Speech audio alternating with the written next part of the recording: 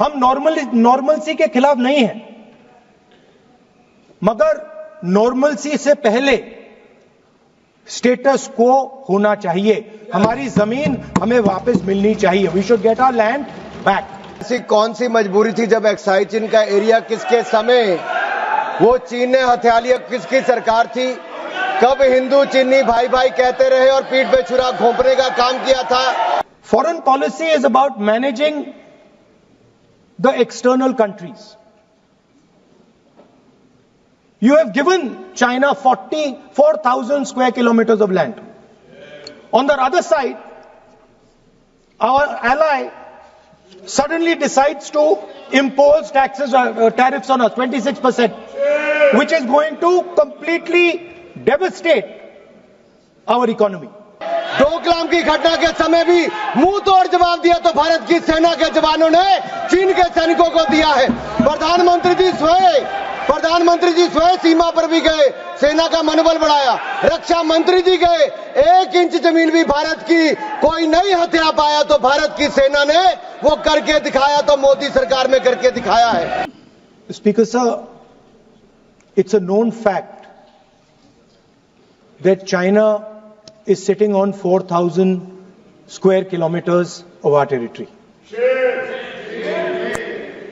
I was shocked some time back to see that our foreign secretary was cutting a cake with the Chinese ambassador.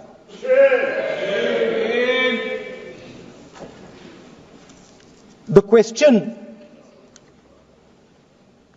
is, what exactly is happening to this territory?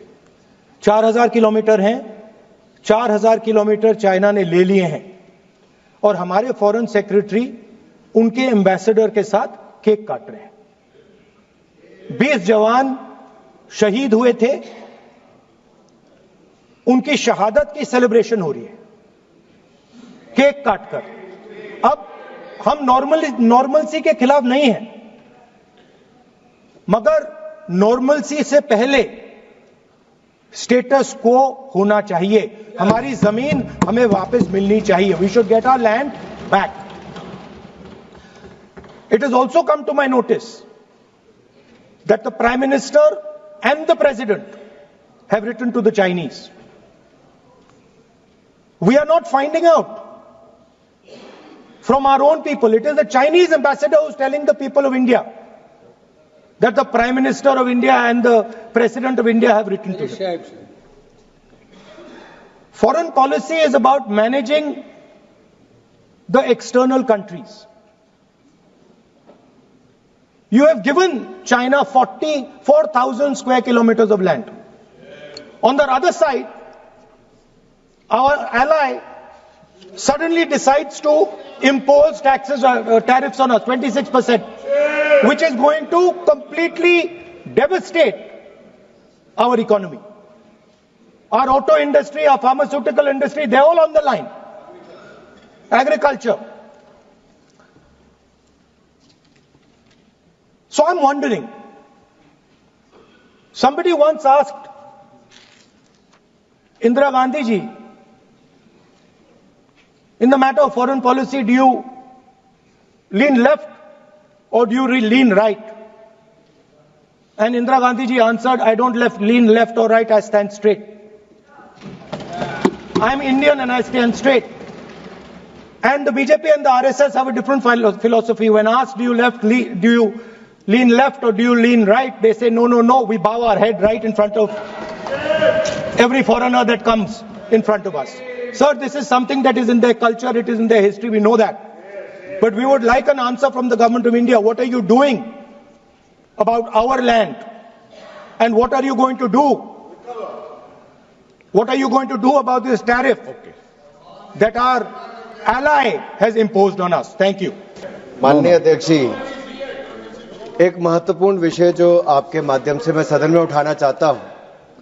जब से भारत आजाद हुआ, तब से हमारी सीमाओं पर रक्षा करने की जिम्मेदारी भारतीय सेनाओं की थी। ऐसी कौन सी मजबूरी थी जब एक्साइज चीन का एरिया किसके समय वो चीन ने हथिया लिया, किसकी सरकार थी? कब हिंदू चीनी भाई भाई कहते रहे और पीठ पे छुरा घोंपने का काम किया था? किसकी सरकार थी? कौन वो नेता थे जो डोकलाम की घटना के समय चाइना के अधिकारियों के साथ चाइनीज सूप पीते रहे और सेना के जवानों के साथ जाकर खड़े नहीं हुए?